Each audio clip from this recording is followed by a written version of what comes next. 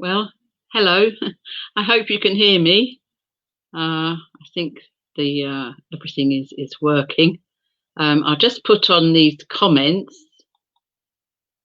and hope that I can see some of them. If you do, uh, okay.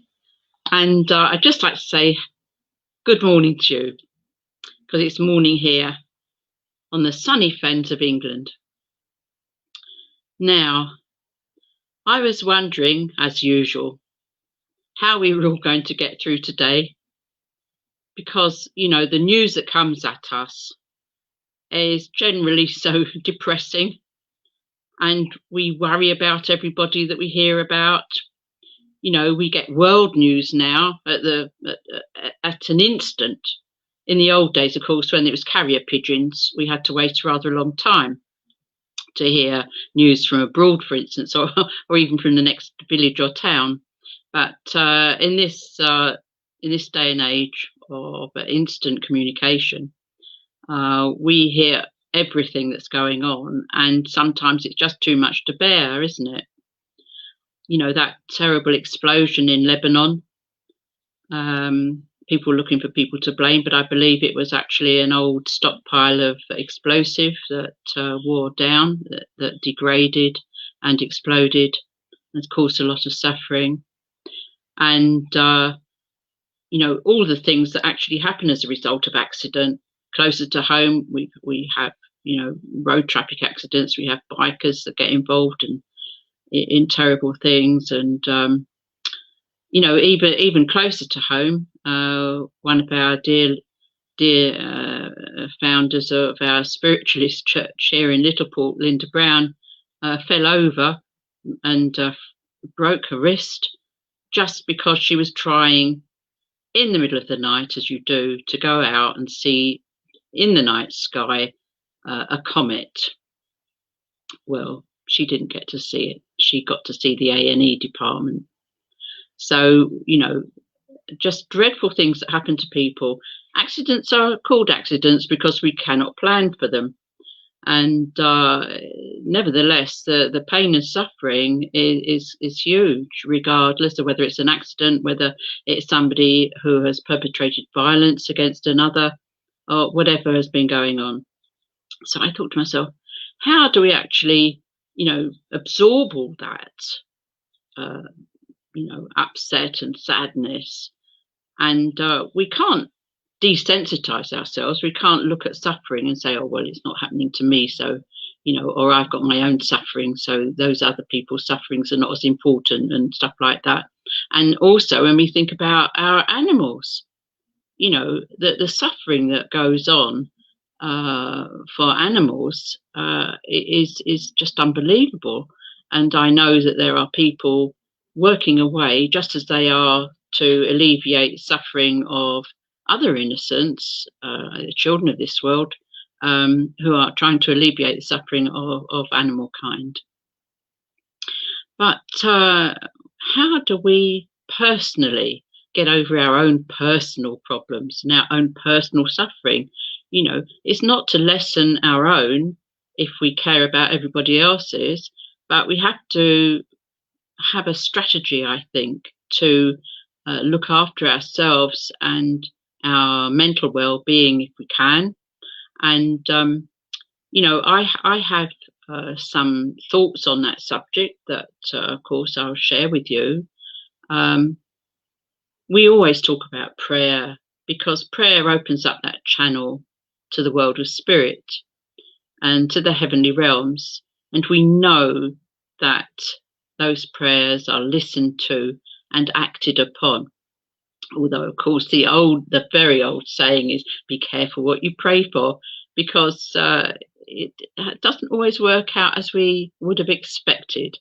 But in the end, everything will be all right. That's what we have to hold on to, God's promise. And every time we look at a rainbow in the sky, we must remember that God keeps that promise, that humankind, the world, will not be destroyed. So whatever's going on, you can hold on to that promise. Now, that brings us back, of course, to the very real worry about this awful virus that is sweeping the world, called pandemic, of course, and all the various, over and above all the actual consequences of people getting that illness, that infection, that virus, is actually, the worry of how we all protect ourselves and each other from it. And again, prayer is something that is very suitable and appropriate for us. And talking about prayers which come out from our spirit, from our mind, I always talk about training, because, of course, I was an old coach, and I believe that we have muscle memory, and we have a spirit memory. So we have a physical memory that we can draw upon, and we have a spirit memory that we can draw upon.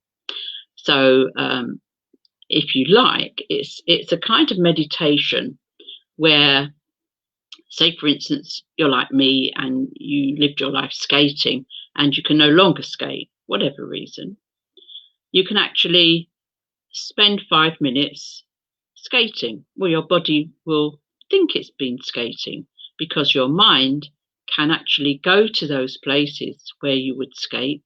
If you close your mind, for instance, and imagine yourself in your skating gear with your skates on, and the temperature around you cold, and in front of you stretches the white ice. It's not always that white when it's outdoors, or even when it's indoors sometimes, because it can get a bit mucky. But, imagine that expanse of shiny white surface, and imagine yourself stepping onto it. And then imagine yourself skating away on it. You see, there I am, even thinking about it. I'm moving, I'm shifting my weight from side to side, not in considerable weight now, as I've got older and less agile and less mobile.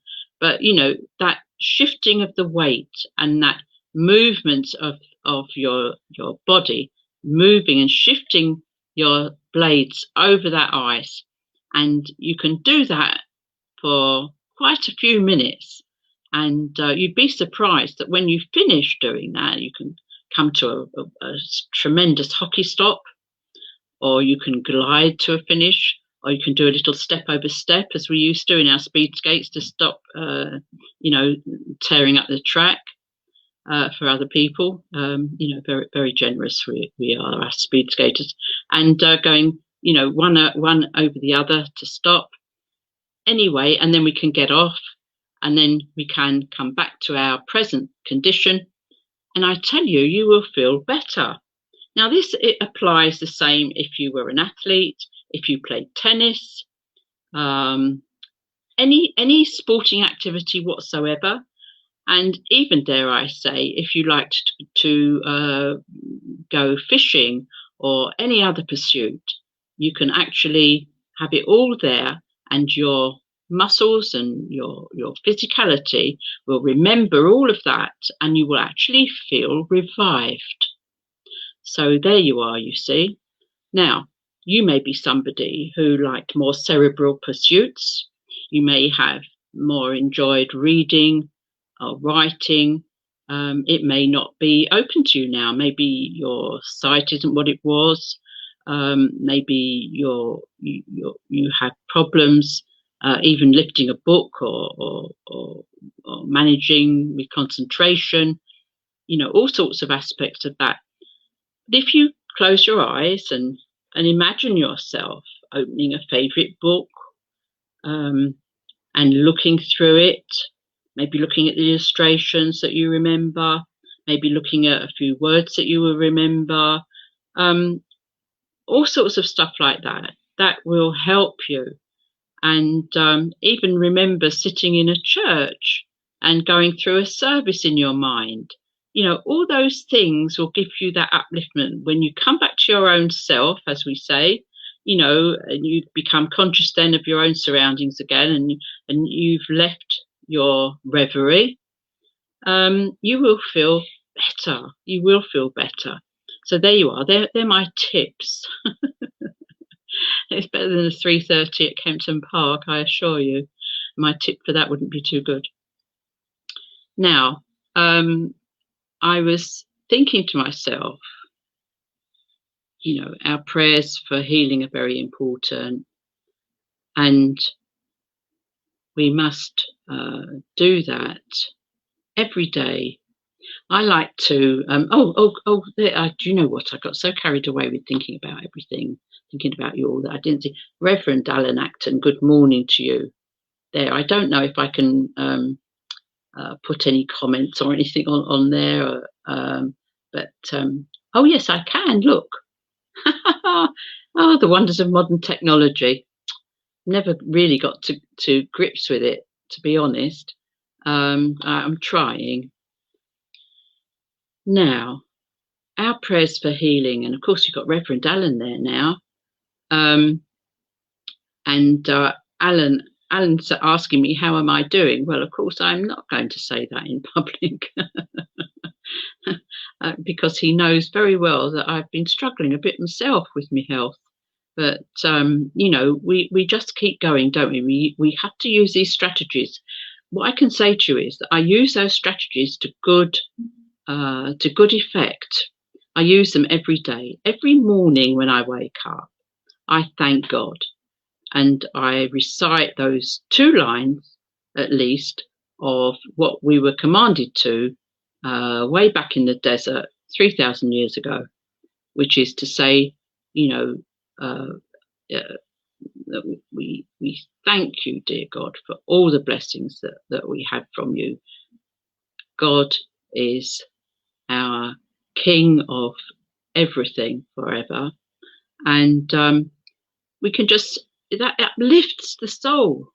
It's that connection. It connects you with everybody that ever was, and it connects you right back to Spirit and the Great Spirit himself.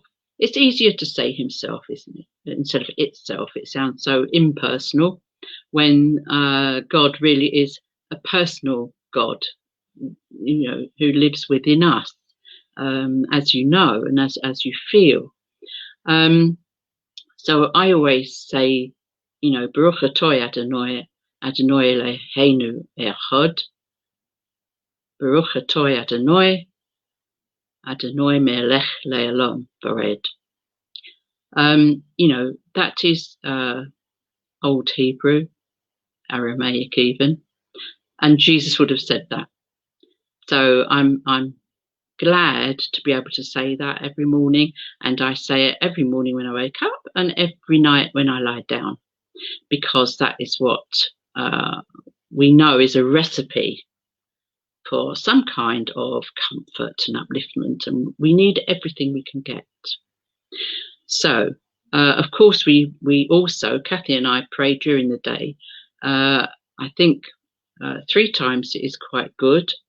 And it just means that you put everything away from you for those few minutes where you send up your thoughts and you ask for everybody that you know, everybody you don't know.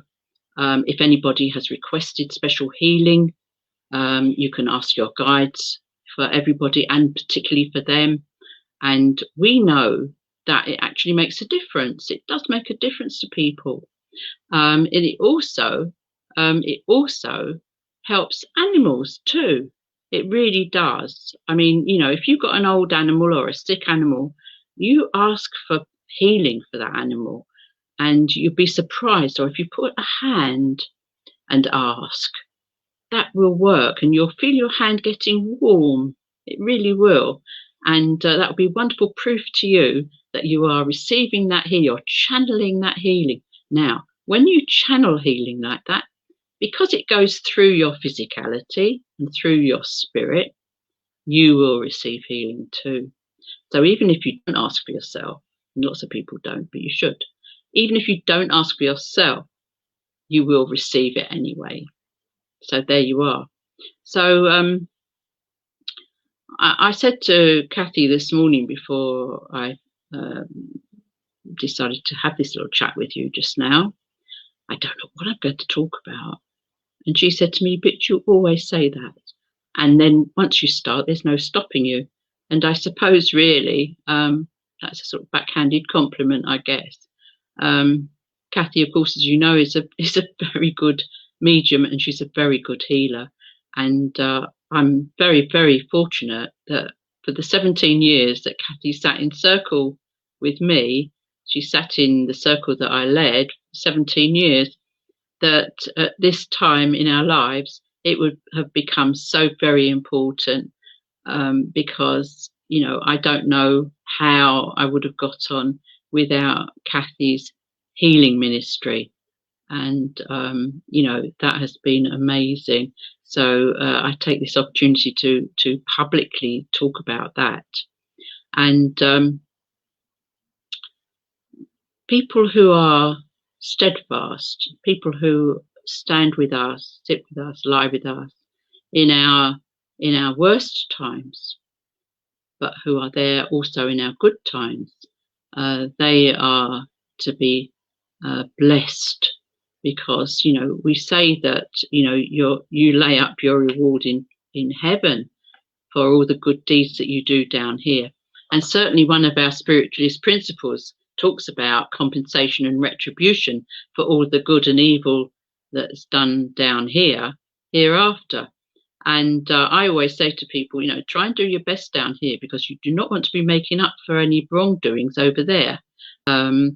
And I know there are some people who poo-poo the idea of some kind of retribution situation, but certainly, you know, there is a space where miscreants and where evildoers are taken to, and where they have to make good. And they have to make good for their own soul's progress. And there is progress open to everyone. And that's another of our spiritualist principles: eternal progress open to every human soul. At one time, people complained and said, why would it only be human souls that have progress, spiritual progress? But of course, our animals have simple souls. They're simple, dear little sparks of life. And they indeed have a soul. And some people say there is a group soul of various animals. And that, of course, would refute the idea of all of us evolving from some primeval soup where we all were the same and then we all divided up. Because when would the soul have divided up then? You know, what's that about? So no, we came here as we are, and we are part of each other, part of the Great Spirit. And little animals do have souls. And that's what they have. Very simple too, and beautiful, innocent things they are. Now, human beings, of course, are highly complex, and we're part of this very, very complicated network of souldom, if you like. And that brings me to this other thing about hierarchy. I never liked the idea of hierarchy. Nobody likes being told what to do, and some of us don't like being told what to do more than others. And I was amongst that number. And I hated the idea of some being sitting in judgment and over me. And yet I had come to the conclusion that that was actually the case, that there was an Almighty, that was the pinnacle of life, that was the giver of life itself, and that all else spiraled downwards towards the earth plane, which is where we all sit at the moment. Now, you know, hierarchy is also echoed on the earth plane, and as we know, there are people who constantly carp about government, about structure, about bureaucracy, officialdom. But you see, without a structure, there would be chaos. And ultimately, it means then that we have to have a layering of such governance in order for all of us to live in an appropriate way with each other. Other than that, we'd all be running riot, wouldn't we? Or some of us would. So I think that before we carp about our governments and so on, and particularly our one in Great Britain, you know, when you think that we take for granted things like, you know, water supply, sewerage, shelter, you know, all the various utilities that we enjoy, our gas, electric, you know, all our technologies that we enjoy. This all has to be governed, you know, and the companies also who provide all those things have to be governed by boards and directors, and you know, even here we go. Look, I'm going to plug the magazine. This is our latest magazine, of which I'm managing editor still, and with assistance from the community and from our board. We also have a committee, and that is a structure. And you know, this is what we need, those structures. So with that structure comes order. And we may balk at it, but as I was going to say, you know, we take all this for granted. You know, that the fact is that, you know, pubs may have to close because the schools need to reopen, and weighing all this up, and people are all annoyed about it, or they're thinking, well, do we approve of that, or do we not? People having goes about this politician or that one, or their own councils. But the fact is this, that there are places on this earth without such things. They would love to be able to wake up in the morning and have an argument about whether the pubs should shut or not, whether the schools should open or not. There are still millions of children without benefit of going to a school. I mean, what's that about? Without benefit of food 3 times a day. You know, and some of us who manage to tuck away more than 3 times a day, you know, we need to, when we say our grace before our meals, we need to remember those always who are hungry. We need to remember those who need nourishment and don't get it. And, you know, we need to pray for understanding and some kind of civic responsibility to be put in the minds and hearts of those who have responsibility for governing those countries and those areas where those benefits that we enjoy are not.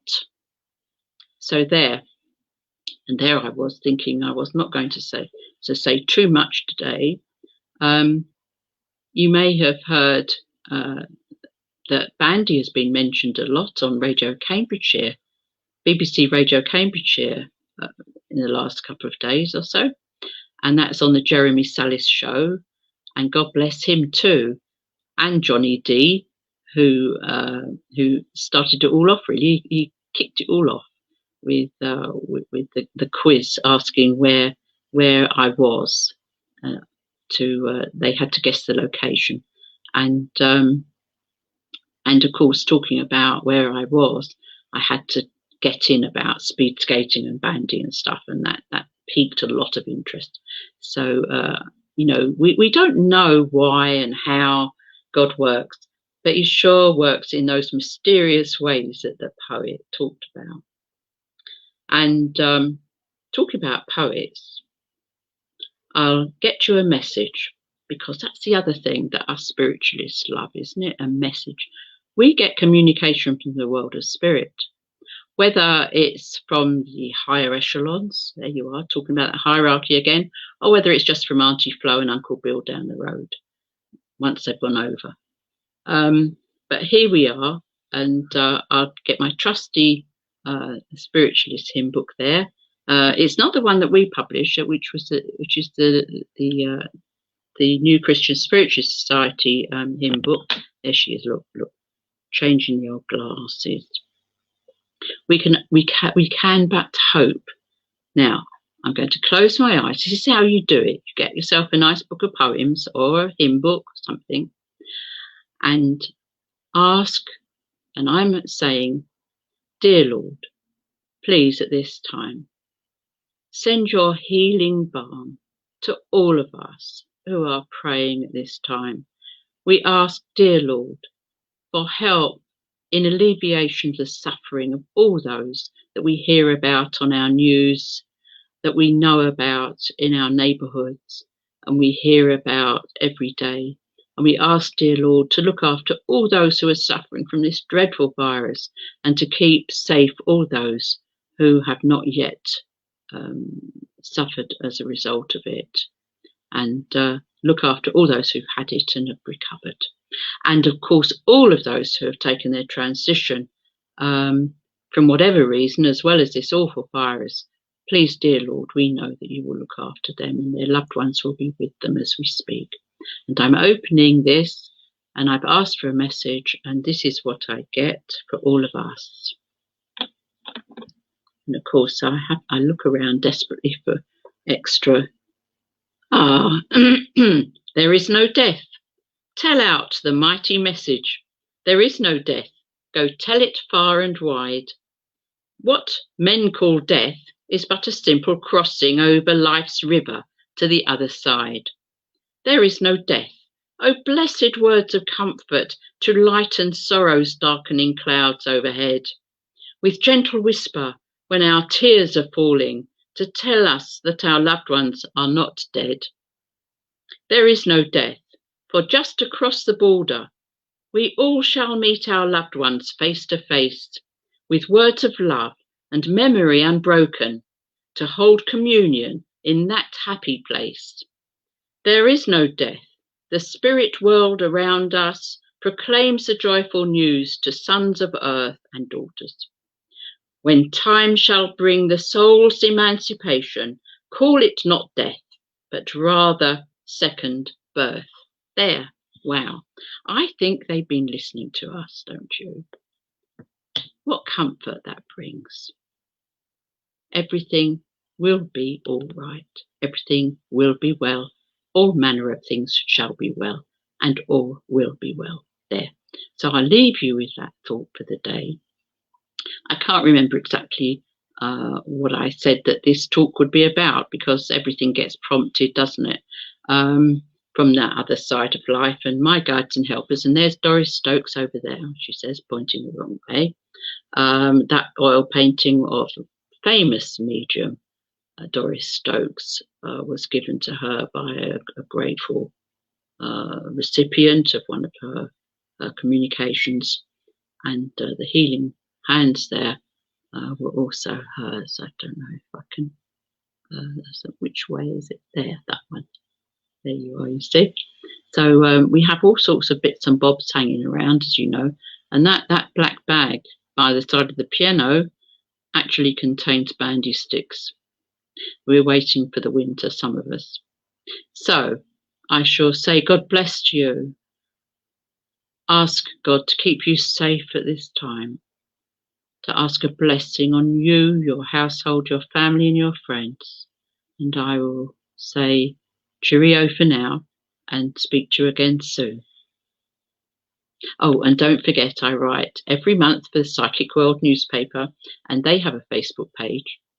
And there is also a Facebook page for the New Christian Spiritualist Society, and there is a website for that too. And also my own website, which is www.lyngestiswalk.com, and that has loads of articles and stuff on it about spiritualist matters that you might find interesting. I say, God bless. Oh, yes, and of course you can do it in private. You don't have to let anybody know of your interest in such spooky things. Oh, look, now I'm looking. Kaz. Oh, at work, we'll watch later. Thank you, Lynn. Nikki. Nicole, I will be messaging you after this. And thank you so much.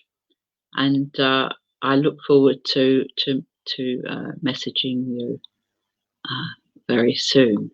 So I'll say goodbye for now. God be with you till we meet again.